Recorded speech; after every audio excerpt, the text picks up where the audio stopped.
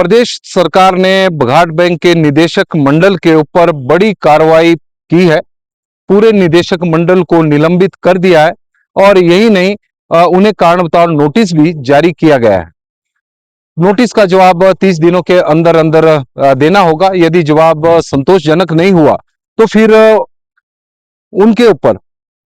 Cooperative society के किसी भी चुनाव लड़ने पर पाबंदी लगेगी, यानी उन्हें अयोग्य करार दिया जाएगा और साथ में उनके खिलाफ कार्रवाई भी की जा सकती है। रजिस्ट्रार कोऑपरेटिव सोसाइटी शिमला द्वारा यह आदेश जारी किए गए हैं। कल यह आदेश जारी हुए और उसके बाद से बघाट बैंक के निदेशक मंडल में भी हड़कंप मच गया है। यह कार्रवाई ऐसे समय पर हुई है जब आरबीआई की कैपिंग को समाप्त होने के लिए कुछ दिन शेष बचे हैं। यानी आरबीआई द्वारा जो एक कैपिंग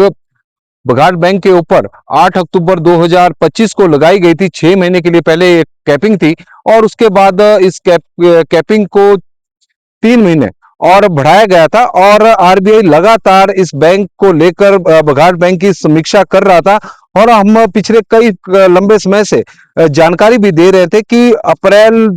2026 यानी 8 अप्रैल 2026 को जब आरबीआई द्वारा 3 महीने की कैपिंग बढ़ाई गई थी, तो उसके बाद रिकवरी के नाम पर बैंक द्वारा कुछ भी नहीं किया गया है। और इस बार इस तरह का लग रहा था कि आरबीआई कहीं सख्त कदम ना उठाए, यानी लाइसेंस रद्द ना कर दें और फिर लिक्विडेशन की जो कार्रवाई एक बैंक द्वारा की जाती है, जब बैंक के खिलाफ आरबीआई द्वारा की जाती है तो इस तरह की कार्रवाई शुरू ना हो। और जो हमें जानकारी मिली है तो आरबीआई ने इस तरह की कार्रवाई शुरू कर दी थी। बघाट बैंक को 15 जून को लिक्विडेशन का नोटिस थमा दिया था और की लिक्विडेशन की प्रक्रिया को शुरू करें, यानी बैंक बंद होने की कगार पर हम कह सकते हैं कि खड़ा हो गया था। और इससे बैंक के जो 80,000 खाता धारक है या और साथ में 11,000 शेयर होल्डर है, उनका पैसा डूबने के आसार पैदा हो गए थे। जब सरकार को इसकी भनक लगी, सबसे बड़ी बात है कि बैंक द्वारा, बैंक के बोर्ड द्वारा इस तरह की जानकारी कोऑपरेटिव रजिस्ट्रार को भी नहीं दी गई और जब उन्हें इस मामले की भनक लगी, जब सूचना लगी, तो उन्होंने यह कार्रवाई करते हुए 3 प्रशासक नियुक्त किए हैं। क्योंकि बैंक को बचाना है, खाता धारकों के जितने भी पैसा खाता धारकों का जमा है, शेयर होल्डरों का जो पैसा यहाँ पर लगा हुआ है, उसे बचाना है। तो इसके लिए रजिस्ट्रार कोऑपरेटिव सोसाइटी द्वारा कल 3 प्रशासकों की तत्काल प्रभाव से नियुक्ति की गई है। एडिशनल रजिस्ट्रार नीरज सूद, सहायक पंजीयक सहकारी सभाएं सोलन गिरीश नड्डा और सहकारी सभाएं सोलन में ही कार्यरत हैं संजय कुमार, जो ऑडिटर है, उन्हें प्रशासक नियुक्त किया गया है। और इस नोटिस में जो रजिस्ट्रार कोऑपरेटिव द्वारा जो आदेश पारित किए गए हैं, उसमें वर्तमान निदेशक मंडल और पूर्व में निदेशक मंडल के ऊपर भी काफी गंभीर आरोप लगाए हैं कि भारी अनियमितताएं, इस गंभीर अनियमितता, भारी भी नहीं, गंभीर अनियमितताओं का इसमें इस्तेमाल किया गया कि गंभीर अनियमितताएं इस दौरान बैंक में पाई गई है, जिसके कारण बैंक की जो आर्थिक स्थिति है वह बदहाल हो गई है और यही कारण है कि बैंक इस स्थिति में पहुंच गया है। और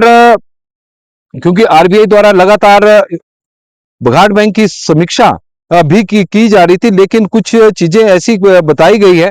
और बैंक जिसके ऊपर आरबीआई काफी सख्त भी था, नाराज भी था बैंक की कार्यप्रणाली को लेकर, क्योंकि बैंक का मानना था कि आरबीआई ने जो पिछले दिनों कैपिंग लगाई थी, उससे पूर्व भी कई प्रकार की कार्रवाई बघाट बैंक के ऊपर आरबीआई द्वारा की भी गई और आरबीआई ने कई निर्देश भी जारी किए, लेकिन उस समय के जो निदेशक मंडल थे, उन्होंने हमेशा इन कार्रवाइयों की अनदेखी की है। 2017-18 में आरबीआई द्वारा किए गए निरीक्षण बैंक के कामकाज में लगातार गंभीर अनियमितताएं पाई गई थी। इस तरह की रिपोर्ट आरबीआई द्वारा बनाई गई थी और उस वक्त दंडात्मक कार्रवाई की भी चेतावनी दी गई थी, लेकिन बैंक ने इसे कभी गंभीरता से नहीं लिया। आरबीआई बैंक की जो निरीक्षण है, निरीक्षण जो बैंक की आरबीआई की जो निरंतर वैधानिक निरीक्षण रिपोर्टों के अवलोकन पर यह संज्ञान में आया है कि Baghat bank cooperative bank limited Solan के जो प्रबंधन में जो पूर्व का बोर्ड रहा है और बोर्ड के वर्तमान सदस्य द्वारा भी इस मामले में जो काम किए गए हैं और उससे संतुष्ट नहीं है और पूर्व बोर्ड के समय में काफी अनियमितता इस दौरान पाई गई है। 31 मार्च 2018 को सैफ लगा दिया गया था और उसमें जब सैफ लगाया गया था तो उसमें जो बैंक का एक करार था जो इस वक्त माइनस में बहुत अधिक चला हुआ है, वो 4.25% था और बैंक की जो वित्तीय स्थिति है उसको काफी कमजोर हो चुकी थी और इस वित्तीय स्थिति को देखते हुए आरबीआई ने 7 दिसंबर 2018 के आदेश के तहत बैंक पर सख्त कार्रवाई करते हुए लाभांश भुगतान पर रोक, एनपीए रिकवरी के लिए कार्य योजना प्रस्तुत करना शामिल किया था। इस तरह की कार्रवाई की गई थी, लेकिन सैफ के दौरान भी बैंक के बोर्ड द्वारा कई ऋणों का वितरण किया गया, जिसमें नियमों को ताक पर रखकर वो सारे ऋण दिए गए। बाद में वो ऋण सारे अब एनपीए में फंसे हुए, यानी उसका भुगतान नहीं हुआ है और इसके कारण बैंक की जो वित्तीय स्थिति बिगड़ी थी उसके कारण 11,000 शेयर होल्डर, 80,000 जमा खाता धारकों का जो पैसा था वो फंस गया था और उसकी वजह से काफी जो शेयर होल्डर है चाहे करता है तो उनका भी हवाला दिया गया कि उनके द्वारा भी लगातार शेयर होल्डरों की तरफ से बैंक को शिकायतें मिल रही थी कि काम का जो वर्तमान बोर्ड भी है वो भी ढंग से नहीं कर रहा है। और पिछले दिनों बैंक द्वारा बैंक के जो खराब प्रदर्शन को देखते हुए 15 जनवरी और 11 मार्च को 2026 की बात है, बोर्ड के साथ एक समीक्षा बैठक की गई थी, लेकिन बोर्ड के सुधारात्मक उपाय में करने में असफल पाया गया वर्तमान बोर्ड और उसके बाद इस तरह की कार्रवाई की गई है। आरबीआई की कैपिंग के बाद तो हलचल बढ़ी गई थी, जो कैपिंग बैंक द्वारा अक्टूबर 2025 में लगाई गई थी और उस कैपिंग के अनुसार जो खाता धारक को 10,000 रुपए से पहले 10,000 रुपए से ज्यादा अपने पैसे की निकासी नहीं कर सकते थे और इसके अलावा सारे जो लेन देन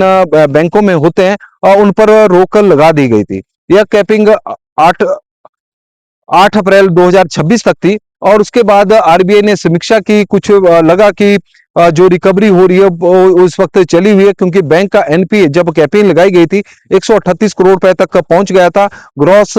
जो एनपीए बैंक का है वो 44-45% के आसपास इस वक्त चला हुआ है। नेट एनपीए 7% से अधिक है, करार -18% में था जब यह आरबीआई द्वारा कैपिंग लगाई गई थी और आज भी करार करीब -10% है और बैंक का एनपीए अभी भी 102 करोड़ रुपए है, यानी पिछले 6-8 महीनों में रिकवरी केवल हम कह सकते हैं कि करीब 20-25 35 करोड़ रुपए के 35-36 करोड़ रुपए के आसपास की हुई है और इसमें भी बहुत सारा ऋण ऐसा है जो एनपीए से बाहर निकला है, उसकी रिकवरी नहीं हुई है। इससे जो आरबीआई थी वो संतुष्ट नजर नहीं आ रही थी और आरबीआई की जो यह कैपिंग थी वो 8 जुलाई तक के लिए थी। उससे पहले ही आरबीआई ने समीक्षा करनी शुरू कर दी थी और बैंक के कामकाज से, वर्तमान बोर्ड की कार्य प्रणाली से बैंक बिल्कुल भी संतुष्ट नहीं था और यही कारण था कि आरबीआई ने 15 जून को बघाट बैंक को लिक्विडेशन का नोटिस थमा दिया था, यानी लिक्विडेशन की तैयारी पूरी हो चुकी थी। बैंक बंद होना था, इसकी संपत्तियों को फिर बेचा जाना था और बेचने से जो रिकवरी होनी थी वो जमा जो करता है उन्हें और जो शेयर होल्डर है उन्हें दी जानी थी। पहले जमा खाता धारकों को दी जानी थी जो उनका अमाउंट है और उसके बाद जो बचना था, कुछ संपत्ति बचती तो फिर वो पैसा शेयर होल्डरों को मिलना था। जब रजिस्ट्रार कोऑपरेटिव सोसाइटी को इसकी भनक लगी तो उन्होंने तत्काल प्रभाव से पहले तो बोर्ड को निलंबित किया, उन्हें नोटिस थमाए। कारण बताओ नोटिस में क्यों ना उन्हें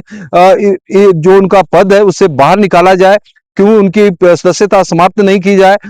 इस तरह का नोटिस जारी किया गया और 30 दिनों के अंदर उन्हें जवाब देने को कहा गया और साथ में 3 प्रशासकों की नियुक्ति की है ताकि बैंक को किसी तरह से बचाया जा सके। हालांकि सरकार का यह कदम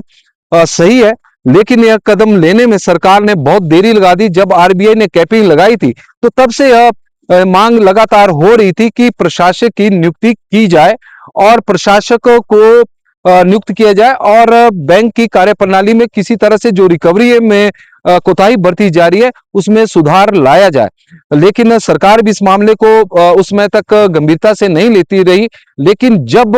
आरबीआई की तरफ से लिक्विडेशन की प्रक्रिया शुरू की गई, नोटिस दिया गया, उसके बाद सरकार को भी और संबंधित विभाग को भी एहसास हुआ कि अब कार्रवाई करने का वक्त आ चुका है। हालांकि उसमें देर हो गई है, फिर भी क्योंकि जब प्रशासकों की नियुक्ति हुई तो